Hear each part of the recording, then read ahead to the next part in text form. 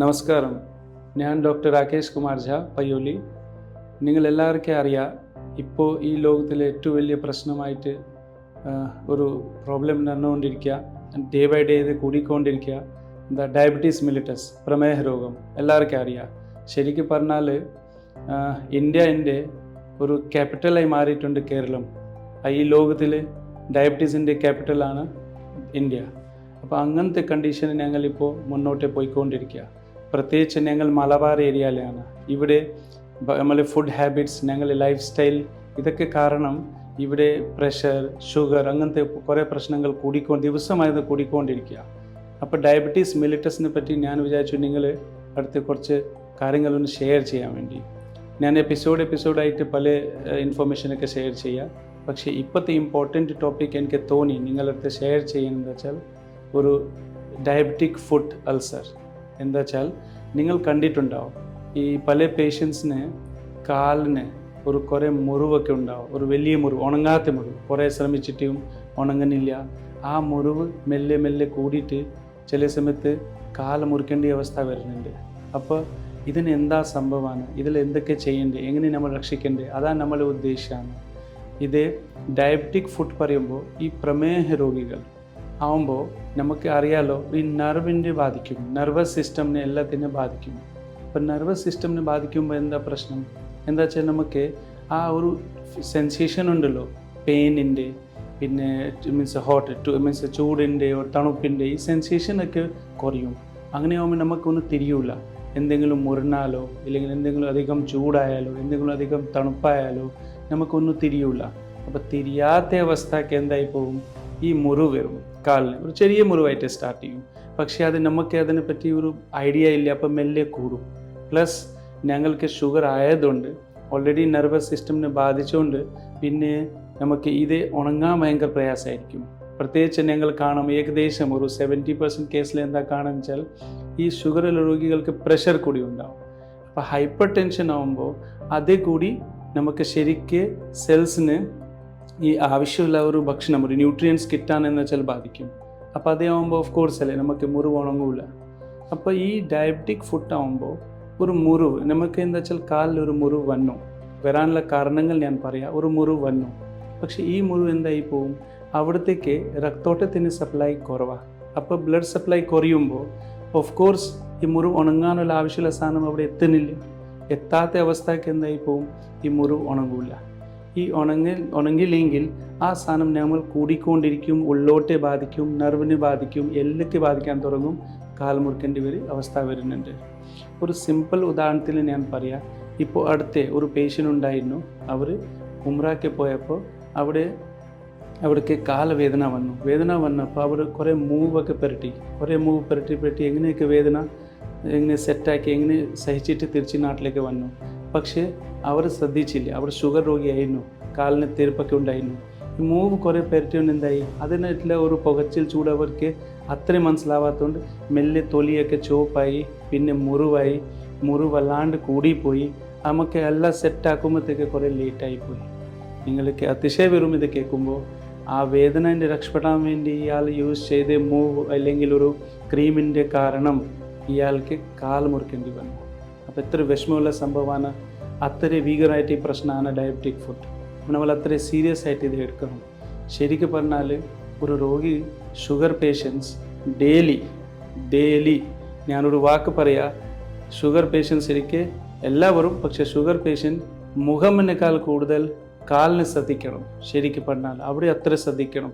നമ്മൾ സാധാരണ മുഖം പൗഡർ ക്രീമൊക്കെ നോക്കി എല്ലാ ദിവസവും മുഖം നോക്കിയാൽ നല്ലതാണോ മാർക്കാന്നൊക്കെ നോക്കും. അതിനേക്കാൾ കൂടുതൽ ശ്രദ്ധ കാലിലേക്ക് വേണം. കാലിലാണ് നമ്മൾ ജീവനിലേക്ക് പോവുക. Food to your life means ഇത് ഉദ്ദേശം എന്താ വെച്ചാൽ കാലിൽ തിരുപ്പുണ്ടാവും. അപ്പോൾ അതിന് കാരണം എന്തായി, ഡെയിലി നമ്മൾ രാത്രി കിടക്കാൻ നേരത്തെ സ്വന്തം ആയാൽ നല്ലതാ. ഇല്ലെങ്കിൽ നിങ്ങൾ വൈഫ് ഉണ്ടാവുമ്പോൾ, ഇല്ലെങ്കിൽ നിങ്ങൾ മക്കളുണ്ടാവുമ്പോൾ ആരുണ്ട് ഡെയിലി കാൽ നോക്കാൻ പറയാം. എന്താ വെച്ചാൽ എന്തെങ്കിലും സ്ക്രാച്ച് ഉണ്ടോ, എന്തെങ്കിലും മുറിവായിട്ടുണ്ടോ, ഇല്ലെങ്കിൽ എന്തെങ്കിലും പൊള്ളി പോയിട്ടുണ്ടോ, ഇല്ലെങ്കിൽ ചുവപ്പ് കളറായിട്ടുണ്ടോ, അത് ഡെയിലി ശരിക്കും ശ്രദ്ധിക്കണം. പിന്നെ കാലിൻ്റെ ഈ 5 വിരലുണ്ടല്ലോ, എല്ലാ വിരലിൻ്റെ ഗ്യാപ്പിൽ ശരിക്കും ഞങ്ങൾ ശ്രദ്ധിക്കണം. എന്താ വെച്ചാൽ ഈ ചൂട് കാലാവസ്ഥ ഉണ്ടല്ലോ, അല്ലാതെ തന്നെ ഇവിടെ വേർപ്പൊക്കെ തട്ടിയിട്ട് എന്തായി പോകും, ഫംഗൽ ഇൻഫെക്ഷൻ വരും. ആ ഫംഗൽ ഇൻഫെക്ഷൻ മതി ഈ മുറിവാവാൻ വേണ്ടി. ആ മുറിവാണ് ഡയബറ്റിക് ഫുട്ടായി മാറി, മീൻസ് ഈ അൾസറായി മാറും. പിന്നെ അറിയാലോ, ഉണങ്ങാൻ പ്രയാസമായിരിക്കും. അപ്പോൾ അതേ ശ്രദ്ധിക്കണം, ഡെയിലി കെയർ വേണം. പിന്നെ രണ്ടാമത്തെ, ചൂട് വെള്ളത്തിൽ ഇല്ലെങ്കിൽ ഭയങ്കര തണുപ്പ് വെള്ളത്തിൽ ഒരിക്കൽ ഇങ്ങനത്തെ പേഷ്യൻസ് നമുക്ക് കാല് വെക്കരുത്. കാരണം വെച്ചാൽ അത് വെച്ചാൽ പറഞ്ഞ പോലെ അവർക്ക് മനസ്സിലാവില്ല എത്ര ചൂടാണ്. നോക്കുമ്പോൾ കാല് പൊള്ളിപ്പോവും, അതും അവർക്ക് അറിയില്ല. അറ്റ് ലാസ്റ്റ് അത് മുറിവായി മാറും, പിന്നെ എല്ലാ അപകടമായി മാറും. പിന്നെ മൂന്നാമത്തെ, ഞങ്ങൾ ഷൂ ഇടുമ്പോൾ വളരെ ചപ്പൽ ഇടുമ്പോൾ നമ്മൾ വളരെ ശ്രദ്ധിക്കേണ്ട കാര്യം എന്താ വെച്ചാൽ ഈ ചപ്പലോ ഷൂവിൻ്റെ ഹീൽ കൂടാൻ പാടില്ല. പിന്നെ എല്ലാ പ്രാവശ്യം നമ്മൾ യൂസ് ചെയ്യുമ്പോൾ ഷൂവിൻ്റെയോ ചപ്പലിൻ്റെ അകത്ത് നോക്കിയിട്ട് പുറത്ത് നോക്കിയിട്ട് മാത്രം ഇടാവും. കാരണം ഇത് അകത്ത് എന്തെങ്കിലും ഫോറിൻ ബോഡി എന്തെങ്കിലും ചെറിയ ഇർക്കലയോ ചെറിയ കല്ലോ എന്തെങ്കിലും സംഭവമായാൽ അത് നമ്മൾ കാലിനെ ബാധിക്കും, നമുക്കൊന്നും തിരിയില്ല. പിന്നെ നൈലൺ സോക്സ് ഒക്കെ ചെറിയ ചെറിയ പൈസയൊക്കെ കിട്ടുന്നുണ്ട്. അത് ഒരിക്കൽ ഡയബറ്റീസ് പേഷ്യൻ്റ് അത് ഇടരുത്. ചൂട് സമയത്ത് നമുക്ക് എപ്പോഴും കോട്ടൺ സോക്സ് ഇടാവും. അതേ സ്ഥലത്ത് തണുപ്പുള്ള സമയത്ത് നമുക്ക് വൂലൻ സോക്സ് ഒക്കെ യൂസ് ചെയ്യാം. കേരളത്തിൽ അത്ര തണുപ്പില്ലാത്തതുകൊണ്ട് കോട്ടൺ സോക്സ് ഒക്കെ ധാരാളം, കുഴപ്പമൊന്നുമില്ല, അത് യൂസ് ചെയ്യാം. സോക്സ് യൂസ് ചെയ്യുന്ന ആൾക്കാർക്ക് ഞാൻ പറയാം, സോക്സ് യൂസ് ചെയ്യാത്ത ആൾക്കാർ കുഴപ്പമൊന്നുമില്ല. പിന്നെ എപ്പോൾ മീൻസ് വെറും കാല് വെച്ചിട്ട് നടക്കരുത്, അത് വലിയ ഡേഞ്ചറസ് ആണ്. എപ്പോൾ നടക്കുമ്പോൾ ചപ്പൽ യൂസ് ചെയ്യാവോ. ചപ്പൽ യൂസ് ചെയ്തിട്ട് വീട്ടിലെ അകത്തായാലോ പുറത്തായാലോ ചപ്പലോ ഷൂ അങ്ങനെ യൂസ് ചെയ്യാവോ. അല്ലെങ്കിൽ പിന്നെ നമുക്ക് മുറിവ് വരും, നമുക്കൊന്നും തിരിയില്ല. അപ്പോൾ ആ അവസ്ഥയ്ക്ക് ഈ ഫുഡ് വല്ലാത്ത മുറിവിലേക്ക് മാറും, പിന്നെ ഉണങ്ങാൻ പ്രയാസമായിരിക്കും. പിന്നെ എപ്പോൾ നമ്മൾ ശ്രദ്ധിക്കുന്നത് കാരണം വെച്ചാൽ ഈ ഡ്രൈ ആവാൻ പാടില്ല. പൊതുവെ വെള്ളം കുടി കുറവാ, ഷുഗറിൽ പ്രശ്നമാണ്. അപ്പോൾ കാലൊക്കെ സ്കിന്നൊക്കെ ഡ്രൈ ആയി കിടക്കും. ഈ ഡ്രൈ ആയ സാധനം ചിലപ്പോൾ ക്രാക്കായി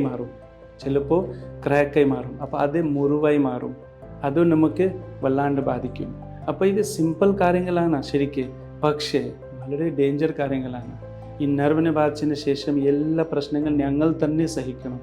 അപ്പോൾ എൻ്റെ റിക്വസ്റ്റാണ്, ഈ ഡയബറ്റിക് ഫുഡ് മീൻസ് നിങ്ങൾ കാലിൽ വരാനുള്ള അൾസർ, വൂണ്ട്, മുറിവ്, അത് വല്ലാണ്ട് ശ്രദ്ധിക്കുന്ന സംഭവമാണ്. ഞാൻ എൻ്റെ എക്സാമ്പിൾ പറയാം. ഞാൻ ഒരു പ്രാവശ്യം ഡയബറ്റിക് ഫുഡിൻ്റെ കോഴ്സ് ചെയ്ത സമയത്ത് ഞാൻ മുംബൈ പോയിട്ടുണ്ടായിരുന്നു. ആ സമയത്ത് ഞാൻ അതിശയായി പോയി. ഞാൻ ജീവിതത്തിൽ അങ്ങറ്റത്തെ കേസസ് അല്ലെങ്കിൽ അങ്ങറ്റത്തെ പേഷ്യൻസൊക്കെ ഞാൻ കണ്ടിട്ടുണ്ടായിട്ടില്ല. കാരണം വെച്ചാൽ എത്രത്തോളം വീഗറാണ്. ഞാൻ വിചാരിച്ചു സിമ്പിളാன കാര്യങ്ങൾ വലിയ പ്രശ്നമില്ല, പക്ഷെ അവിടെ പോകുമ്പോൾ എനിക്ക് എക്സ്പീരിയൻസ് ആയിപ്പോയി. ഞാൻ പഠിക്കുമ്പോൾ എൻ്റെ എത്ര വയസ്സുള്ള സീനിയർ ഡോക്ടർമാരൊക്കെ പഠിപ്പിച്ചപ്പോൾ നമ്മൾ മനസ്സിലായി, അവർ കാണിച്ചു കൊടുത്ത് അങ്ങനെ കേസൊക്കെ എന്നുവെച്ചാൽ സില്ലി മിസ്റ്റേക്ക്, സിമ്പിൾ മിസ്റ്റേക്ക് കൊണ്ട് കാല് മുറിക്കേണ്ട പേഷ്യൻസൊക്കെ ഒരുപാടുണ്ടായിരുന്നു മുംബൈയിൽ. അപ്പം ഞാനതാ പറയാം, എന്താ വെച്ചാൽ ഡയബറ്റിക് ഫുഡിൻ്റെ നല്ലോണം കെയർ ചെയ്യണം. നിങ്ങൾക്ക് ഷുഗർ എപ്പോഴും ഞാൻ ആൾക്കാരനോട് പറയാറുണ്ട്, അതൊരു 30-40 രൂപ വേണം. നിങ്ങൾ എന്താക്കണം, ഷുഗർ ഇടയ്ക്കിടയ്ക്ക് ചെക്ക് ചെയ്യും. ഒരു 2 മാസം 3 മാസം കൂടുമ്പോൾ വെറുതെ ഷുഗർ ചെക്ക് ചെയ്യുക. ആ ചെക്ക് ചെയ്യുമ്പോൾ നമുക്ക് എന്തായി പോകും, ഷുഗറിനെ പറ്റി ഒരു ഐഡിയ കിട്ടും, ഷുഗർ ഉണ്ടോ ഇല്ലയോ എന്ന്. അഥവാ ബാഡ് ലക്ക് ആയാൽ നമുക്കതിനെ ചികിത്സിക്കാൻ പറ്റും. പിന്നെ 2030 ആകുമ്പോഴത്തേക്ക് ഏകദേശം 70% ആൾക്കാർക്ക് ഷുഗർ ആയിരിക്കും. അപ്പം നമ്മൾ വിചാരിക്കും ഷുഗറേ ഉള്ളൂ, പക്ഷേ അല്ല. ഷുഗറിന് കാരണം ഞാൻ പറഞ്ഞ ഈ ഡയബറ്റിക് ഫുഡ് അൾസർ വരും. പല ആൾക്കാർക്ക് ഇപ്പോൾ നിന്നിട്ട് വെരിക്കോസ് വെയിനായി വരുന്നുണ്ട്. ആ വെരിക്കോസ് വെയിൻ കൂടി പൊട്ടിയിട്ട് അതിനുള്ള അൾസർ കൂടി ഇപ്പോൾ ട്രീറ്റ്മെൻറ്റ്, അതേപോലെ അൾസറാണ് കാലിൽ വരുന്നുണ്ട്, അതുകൂടി നമുക്ക് ചികിത്സ വല്ലാത്ത പ്രയാസമായി വരുന്നുണ്ട്. അപ്പോൾ ഈ ദിവസം ഞാൻ എൻ്റെ പ്രാക്ടീസിൽ ദിവസം കാണുന്നുണ്ട്, വെരിക്കോസ് വെയിനിൽ ഇഷ്ടംപോലെ ആൾക്കാർ വരുന്നുണ്ട്, ഷുഗർ ആൾക്കാർ വരുന്നുണ്ട്. അപ്പോൾ അതുകൊണ്ട് എനിക്ക് തോന്നി നിങ്ങളായിട്ട് ഒന്ന് ഷെയർ ചെയ്യുക. ഈ കാര്യങ്ങൾ ശ്രദ്ധിക്കണം, കാലിന് നന്നായിട്ട് ശ്രദ്ധിക്കണം. പിന്നെ ഷുഗർ 2-3 മാസം കൂടുമ്പോൾ ആരായാലും ഏത് പ്രായമായാലും ഇടയ്ക്കിടയ്ക്ക് ചെക്ക് ഷുഗർ വരാതെ ഇരുന്നാൽ മതി. പിന്നെ പഞ്ചസാര, പിന്നെ മൈദ, ഈ 2 സിമ്പിളായിട്ട് ഞാൻ പറയാം. ബാക്കി കുറേ കാര്യങ്ങളുണ്ട്, ഇതൊക്കെ നമ്മൾ എത്രത്തോളം ഒഴിവാക്കിയാൽ അത്രയും രക്ഷപ്പെടും. പിന്നെ കുറച്ച് എക്സസൈസ്. അപ്പോൾ എനിക്ക് തോന്നുന്നുണ്ട് ഞാൻ പറഞ്ഞ കാര്യങ്ങൾ നിങ്ങളുടെ അടുത്ത് എത്തിയിട്ടുണ്ട്. നിങ്ങൾ ഒരു കൈ കൊടുത്താൽ ഞങ്ങൾ 2 കൈ വെച്ചിട്ട് നിങ്ങൾക്ക് സ്വീകരിക്കാൻ തയ്യാറാണ്. നിങ്ങളൊന്ന് വന്നാൽ നമുക്കൊന്ന് കെയർ ചെയ്യാൻ പറ്റൂ. കറക്റ്റ് ടൈമിൽ കറക്റ്റ് ഡിസിഷൻ എടുത്തിട്ട് ഡോക്ടറെ അടുത്ത് എത്തിയാൽ ഞങ്ങൾക്ക് ചെയ്യാൻ പറ്റൂ. അപ്പോൾ നമ്മളെ അടുത്ത് വരാം, ഞങ്ങൾ സഹായിക്കുക. പിന്നെ നമുക്ക് ഒരു എക്സാമ്പിൾ, ഞാനൊരു സുഹൃത്ത് നമ്മളോട് ചോദിച്ച ഒരു ചോദ്യം ഞാൻ കൂടി നിങ്ങളെ ഷെയർ ചെയ്യാം. ഡോക്ടർ ചോദിച്ചിട്ടുണ്ടായിരുന്നു, ഞങ്ങൾ ഈ ഡയബറ്റിക് ഫുഡിൻ്റെ ക്ലാസ് ചെയ്ത സമയത്ത് ചോദിച്ചിട്ടുണ്ടായിരുന്നു, എന്താ വെച്ചാൽ ഒരു സാധനം പോകുന്നുണ്ടെങ്കിൽ മീൻസ് ഒരു കണ്ണ് നിങ്ങൾക്ക് ഒഴിവാക്കാൻ എങ്ങനെ കണ്ടീഷൻ വന്നാലോ ഇല്ലെങ്കിൽ ഒരു കാൽ ഒഴിവാക്കാൻ കണ്ടീഷൻ വന്നാലോ ഏത് ഒഴിവാക്കുമെന്ന്. അപ്പോൾ 90% ആൾക്കാർ പറഞ്ഞ എന്താ, കണ്ണ് പോയ സാറില്ല, ഒരു കണ്ണുണ്ടല്ലോ, പക്ഷെ കാല് പോയാൽ നിങ്ങൾ ആലോചിച്ച് നോക്കി, എവിടെ പോകാനാവില്ല, ഒന്നും ചെയ്യാനാവില്ല, ഒരാളിന് ലൈഫ് ലോങ് ഡിപ്പെൻഡൻസി ആയി പോകും. പിന്നെ ഒരു സുഹൃത്തുക്കളുടെ അടുത്ത് പോകാനാവില്ല, പുറത്ത് കറങ്ങാനാവില്ല. ഒന്ന് ആലോചിച്ച് നോക്കി, എത്ര ഇമ്പോർട്ടൻറ്റ് സാധനമാണിത്. ഈ ഡയബറ്റിക് ഫുഡ് മീൻസ് കാലിൽ ഉണ്ടാവാനുള്ള മുറിവ്. എൻ്റെ റിക്വസ്റ്റാണ്, എല്ലാത്തിനും വീണ്ടും ഞാൻ റിക്വസ്റ്റ് ചെയ്യാം, കുറച്ച് സെൻസിറ്റീവ് ആവണം. എല്ലാവരും ഫുഡിന് കെയർ ചെയ്യണം. നിങ്ങൾ ഡോക്ടറുടെ അടുത്ത് പോയിട്ട് ഷുഗർ നല്ലോണം മെയിൻറ്റെയിൻ ചെയ്യണം. പിന്നെ അതിനായിട്ടുള്ള വരാനുള്ള കോംപ്ലിക്കേഷൻസിനെ പറ്റി പഠിക്കണം. ഇനി അടുത്ത പ്രശ്നങ്ങളായിട്ട് ഞാൻ അടുത്ത വീഡിയോ എടുത്ത് വരാം. പ്ലീസ് എല്ലാവരും സുഖമായിട്ട് നിൽക്കണം. എല്ലാവരും സുഖമായിട്ട് നിൽക്കട്ടെ പ്രാർത്ഥിച്ചുകൊണ്ട് നന്ദി, നമസ്കാരം.